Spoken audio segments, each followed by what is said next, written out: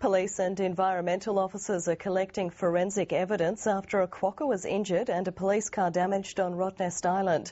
And in Albany, authorities are investigating reports a teenager climbed onto the back of a southern right whale off Middleton Beach.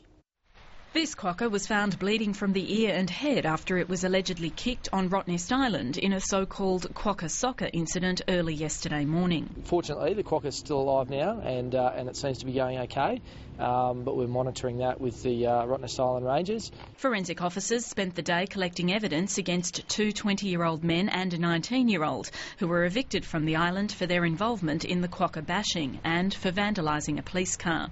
One of the men was found with blood on his shoes. These guys are under the influence of alcohol. They've been drinking heavily during the day. The Department of Environment and Conservation says there are heavy penalties for hurting the harmless marsupials. Under the Wildlife Conservation Act, the quokka is actually a specially protected species due to its status in the wild and not many of them being alive and their populations being fairly isolated. So the maximum penalty is up to $10,000 per animal. Police say it's likely charges will be laid.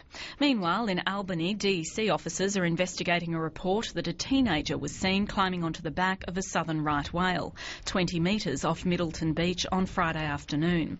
The whales are also a threatened species and there are exclusion zones for swimmers and boats in their vicinity.